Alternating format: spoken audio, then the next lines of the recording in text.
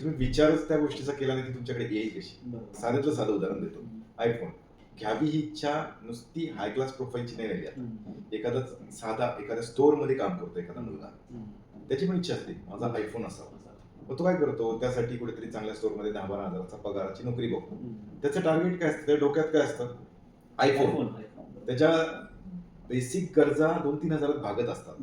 त्याने उद्देश काय ठेवलेला असतो त्याचा, आयफोन 1 लाख 1.5 लाख रुपये किंमत आहे, मला 10 ते 15 हजाराचं काम भेटलं पाहिजे. ज्याचा पहिला पगार होतो तो आयफोनच्या दुकानात जातो, तिथे तो बघतो आयफोन, 2-3 पगार साठले की तो काय करतो की 10,000 पगार असणारा मुलगा एक साधारण आपण म्हणतो ना त्याच्या 10 पट तुम्हाला लोन भेटतं, 10 ते 15 पट 1.5 लाखाचं लोन तुम्हाला भेटतं. हा जर तुम्ही विचार केला ना, हा सिंपल रूल, एक सामान्य 10-15 हजार असणारा पगाराचा गरज काय त्याला आयफोनची, त्याने विचार काय ठेवलाय, आयफोन घ्यायचा आहे, माझा क्लास, माझ्याकडे लोक बघतील, मला विचारतील. जर हेच प्रत्येक गोष्टीत इम्प्लिमेंट केलं तर आयफोन तुम्ही घेऊ शकता ना, तुमची कॅपॅसिटी नाही असं नाही ना. त्याच बिझनेस मध्ये टाकू शकता, का नाही टाकत.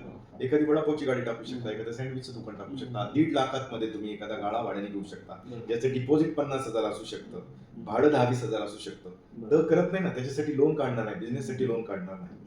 मग ह्यातलं एक उदाहरण काय द्यायचंय मला, की तुम्ही जर ठरवलं की तुम्ही 1-1 लाख रुपयाच्या फोनसाठी डेअरिंग करता, नोकरी बघता, नोकरी बघताना काय विचार आहे, आयफोन.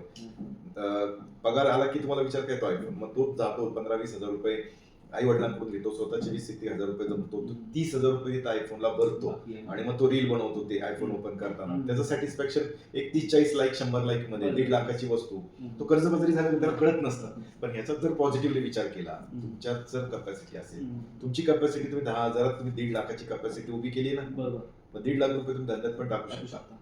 आयफोन आहे ना, अफर्मेशन आहे ना. तुम्ही आयफोनला आयफोन मिळाला ना तुम्हाला, तसे तुम्हाला चांगलं घर मिळेल, तुम्हाला गाडी मिळेल, चांगला जॉब मिळेल, चांगला व्यवसाय मिळेल.